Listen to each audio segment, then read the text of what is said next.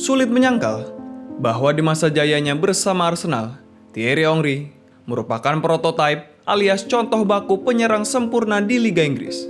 Menjadi raja di tanah perantauan, namun bukan sosok yang dicintai di negerinya sendiri. Itulah gambaran singkat karir Thierry Henry, salah satu penyerang terbaik di masanya. Selama 2 dekade terakhir, dunia sepak bola wajib bersyukur karena pernah melihatnya beraksi. Suguhan gol-gol elegan, dribble berkecepatan tinggi, manuver yang memabukkan lawan, dan ketenangan kelas dunia menjadi ciri khasnya. Semua yang pernah dilakukannya selalu sedap dikenang, kecuali keberadaan satu fakta bahwa Henry memiliki hubungan yang kurang harmonis dengan Prancis, tanah kelahirannya sendiri, meski ia berstatus sebagai pencetak gol terbanyak sepanjang masa Les Blues.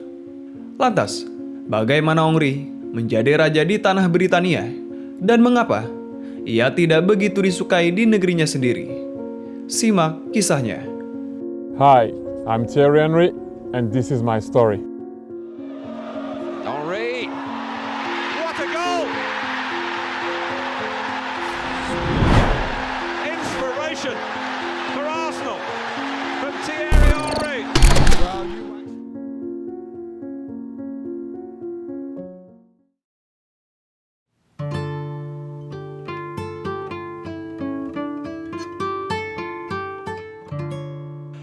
Thierry Daniel Henry lahir pada 17 Agustus 1977 di Les Ulis, Essonne, Prancis. Dia adalah salah satu pesepak bola legenda asal Prancis yang bisa dikatakan mengawali karirnya dengan cukup mulus. Meski lahir di lingkungan yang keras, namun Henry selalu diberikan jalan untuk bisa menjadi seorang pesepak bola profesional.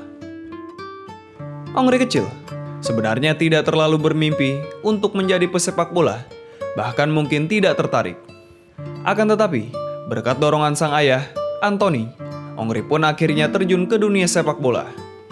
Anthony sejak awal memang menginginkan anaknya itu fokus di dunia olahraga, terutama sepak bola. Langkah pertama yang dilakukan ayahnya kepada Henry adalah dengan memasukkannya ke tim lokal yang dekat dengan tempat tinggal mereka. Sejak saat itu, Henry mulai terlibat banyak pertandingan dan akhirnya masuk ke tim junior Les Ulis dan Palacio. Lalu, ketika Henry berusia 13 tahun, ia pun bergabung dengan Viry-Châtillon U15. Perjalanan karir Henry untuk menjadi pesepak bola profesional sempat terhambat karena orang tuanya bercerai. Ibunda Henry, Marcie, menjadi pemenang atas hak asuh dirinya. Thierry Henry lantas dibawa ibunya keluar kota dan mencoba membuat anaknya tersebut untuk fokus menjalani pendidikan formal. Tetapi, karena merasa tidak cocok dengan keinginan sang ibu, Henry pun pada akhirnya kembali fokus untuk menjadi pesepak bola dan berlatih bersama Viry-Châtillon. Disinilah titik kemajuan Henry mulai mencuat. Semuanya berkat pengamatan Arnold Catalano, pencari bakat dari AS Monaco yang bertugas mencermati seorang bocah berusia 13 tahun dari klub Viry-Châtillon yang tidak lain adalah Thierry Henry. Setelah menyaksikan bocah kurus itu mencetak 6 gol dalam satu laga, Catalano memboyong Henry tanpa proses tes lebih dulu.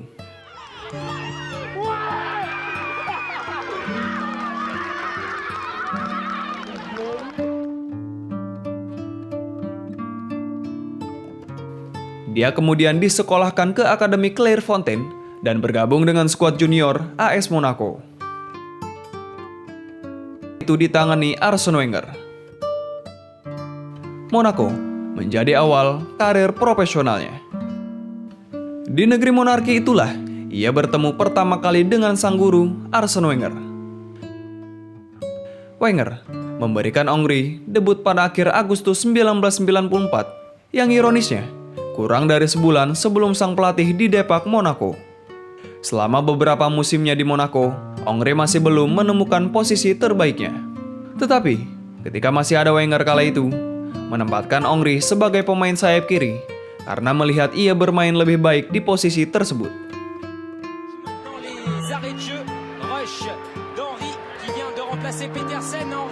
Dans un angle fermé, Lussoir qui contre cette balle, c'est le 3-1, le chaos.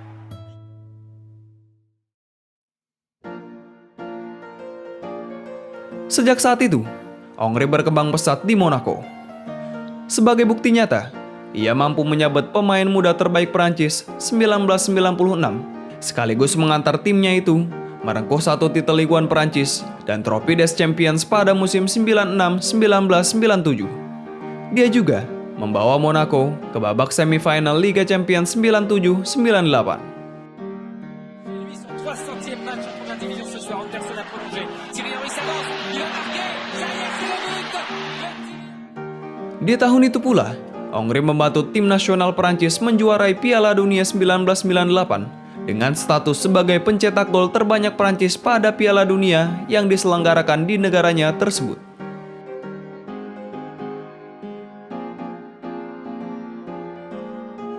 Performanya yang menanjak ini juga membuatnya dilirik banyak tim besar, sebelum akhirnya hijrah ke Italia menerima pinangan Juventus pada Januari 1999. Didatangkan dari Monaco dengan harga 12 juta euro, menjadikannya sebagai salah satu pemain muda termahal saat itu.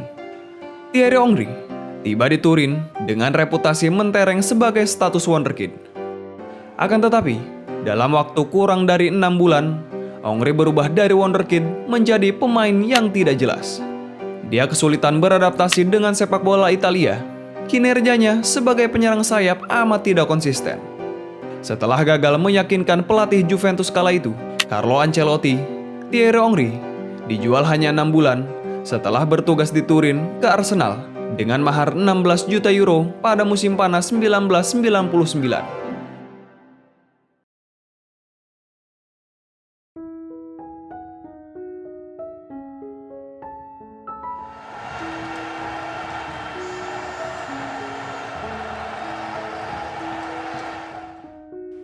Di Arsenal, ia kembali bereuni dengan mentornya di Monaco, Arsene Wenger. Takdir memang tidak bisa dilawan. Pertemuan Henry dengan Wenger adalah keharusan. Sejak saat itu, keajaiban mulai terjadi. Dari yang tadinya berposisi sebagai sayap tak kasat mata, Thierry Henry bertransformasi sempurna menjadi penyerang tengah yang begitu dominan bersama The Gunners. Segala atribut yang dibutuhkan menjadi penyerang terasa begitu lengkap dalam diri Thierry Henry. Kecepatan, kontrol, dribbling, ketenangan, hingga insting mencetak gol Henry bisa dikatakan istimewa. Pergerakannya selalu merepotkan lawan. Kecepatannya tidak jarang membuat pemain bertahan lawan merasa sesak nafas. Dan ketajamannya tidak perlu diragukan. Here's Henry getting cleared. It's Thierry Henry! He scored! He scored for Arsenal in the Bernabeu! Thierry Henry juga dibekali kemampuan tendangan bebas yang mumpuni, membuat atributnya semakin komplit, perfect. Pada masa jayanya di Arsenal, Henry memang tidak berjuang sendiri. Ia banyak mendapatkan bantuan dari para rekannya yang datang di tahun yang sama dengannya ataupun beberapa tahun setelahnya. Sedikit di antaranya adalah Sol Campbell, Ashley Cole, Patrick Vieira, Cesc Fabregas, Robert Pires, dan Dennis Bergkamp merupakan sedikit para pemain terbaik di Liga Inggris pada masanya. Bahkan, Thierry Henry membentuk duet menakutkan bersama Dennis Bergkamp yang selalu ia sebut sebagai partner terbaiknya. Kecerdasan Bergkamp yang dikombinasikan dengan kecepatan dan efektivitas Henry di kotak penalti menjadi alasan utama Arsenal mampu menjadi pesaing utama MU di masa pergantian milenium. 2 titel Liga Inggris berhasil ia persembahkan, termasuk Invisible bersejarah di musim 2003-2004, di mana Arsenal mampu menjadi juara liga tanpa catatan kekalahan dalam penuh musim. Sampai video ini dibuat, rekor tersebut belum terpecahkan tim manapun di Inggris. Make a note of the date. May the 15th, 2004. History has been made. One of the greatest achievements since English football began. Arsenal have gone through.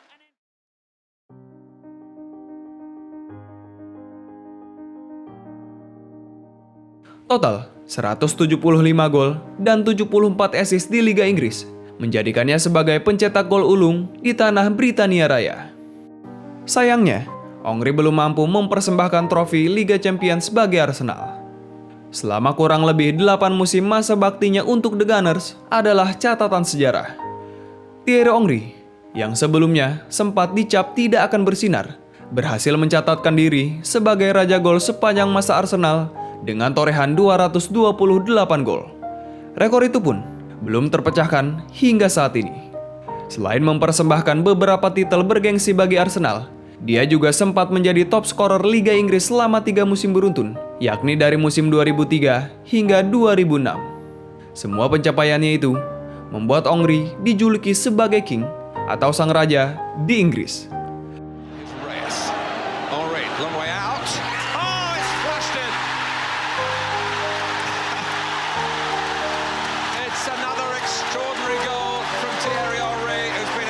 Manchester United and of many other clubs.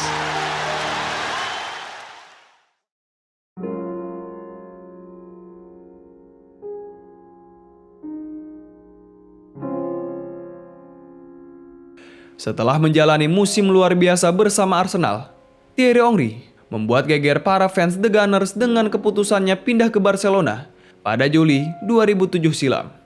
Alasan utama kepergiannya adalah karena hengkangnya beberapa sosok kunci tim beberapa musim sebelumnya sebelum Henry pindah.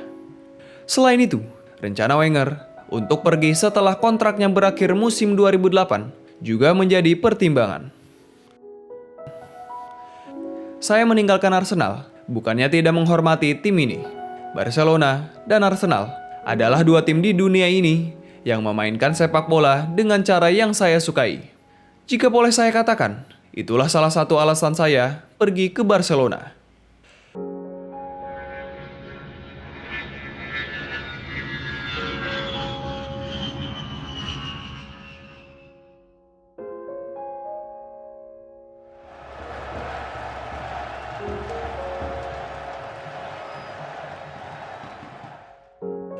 Thierry Henry hijrah ke Barcelona dengan mahar 24 juta euro. Tetapi di Camp Nou, ia sukar menimbulkan dampak serupa di Arsenal. Filosofi tim yang kurang pas dengan karakter bermainnya, ditambah kemunculan bintang muda Lionel Messi, kadang membuat Henry perlahan menepi. Memang, kehadirannya sempat melahirkan trio maut Barcelona yang diisi oleh Henry, Samuel Eto'o, dan Lionel Messi. Tetapi, trisula itu hanya bertahan kurang lebih 3 musim sebelum Henry tidak lagi menjadi pilihan utama Pep Guardiola di lini serang Blaugrana. Meski demikian, Henry tetap terhitung tajam di Spanyol dengan koleksi 49 gol di semua kompetisi dan bergelimang trofi berkat performa Barcelona yang luar biasa ketika itu.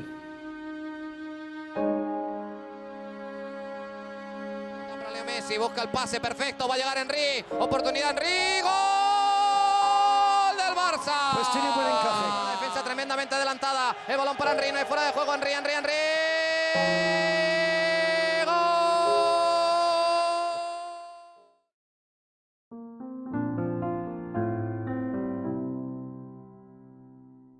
Pada tahun 2010, di usianya yang sudah menginjak 33 tahun, ia memutuskan mengakhiri petualangannya di Eropa dan hijrah ke Amerika Serikat untuk menikmati karir senjanya bersama New York Red Bulls.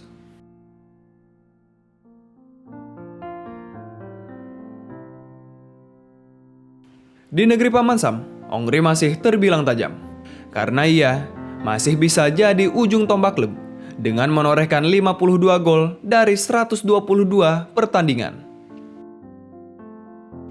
Pada awal 2012, Henry sempat kembali ke Inggris dan reuni bersama Arsenal setelah dipinjamkan Red Bulls selama 1 bulan.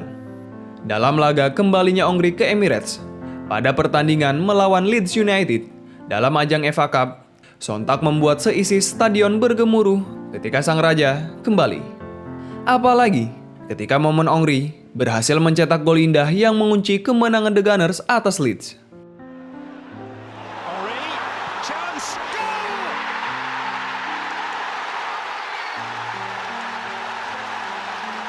He may be cast in bronze, but he's still capable of producing truly.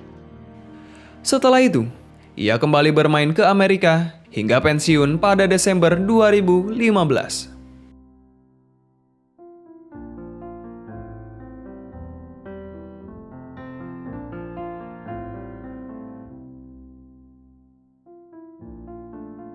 Secara total, sepanjang karirnya, ia telah memainkan 904 laga, mencetak 411 gol bersama klub maupun timnas Prancis.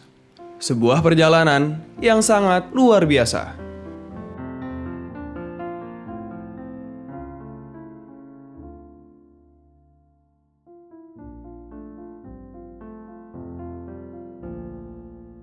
Satu-satunya noda dalam karir Henry adalah hubungan buruknya dengan Prancis. Meski Henry turut berkontribusi membawa tim ayam jantan mencapai kejayaan di Piala Dunia 98 dan Euro 2000, serta menjadi runner-up Piala Dunia 2006, catatan 51 gol dari 123 caps yang menjadikannya sebagai top scorer sepanjang masa Les Blues tetap tidak mengubah situasi. Kenyataannya, sulit bagi publik Prancis untuk mengeluh-ngeluhkan Henry seperti dua pemain terhebat di negeri Menara Eiffel itu, Zinedine Zidane dan Michel Platini. Kenapa? Diawali dengan insiden handball yang ia lakukan dalam laga playoff Piala Dunia 2010 krusial melawan Republik Irlandia pada 2009 silam. Ketidaksukaan publik Prancis semakin memuncak setelah Henry yang berperan sebagai kapten di Piala Dunia 2010 gagal menunjukkan sikap kepemimpinannya. Ia hanya diam begitu saja di markas Prancis ketika di Afrika Selatan 2010. Padahal saat itu, terjadi pemberontakan memalukan yang dilakukan rekan setimnya terhadap pelatih Raymond Dominique. Dua hal itulah yang kiranya menjadi penyebab utama sosok Henry di Prancis tidak begitu semenarik di Inggris. Bukan karena performanya di lapangan, tetapi di Prancis, kami menganggap Henry sedikit arogan. Terdapat Henry Prancis dan Henry Inggris. Demikian penjelasan Maxime Dupis, salah satu jurnalis ternama Prancis. Sahabat kental Henry di Arsenal dan Prancis, Emmanuel Petit, juga mengakui sendiri situasi ini. Petit mengkritik perlakuan buruk publik Prancis terhadap Henry. Thierry Henry memang tidak dibenci, tetapi yang jelas, ia tidak begitu dicintai di Prancis, tutur Petit kepada Sport Prancis. Ya, status King Henry diperolehnya dari Inggris dan tentu saja dari para pecinta Arsenal yang tak pernah lelah memujanya. Selebrasi khasnya yang berlari menyusur tanah ke ujung lapangan bahkan sudah terabadikan lewat sebuah patung perunggu di luar Stadion Emirates yang diresmikan pada 2011 silam. Demikianlah sedikit kisah sang penyerang legenda, The King of Football, Thierry Henry.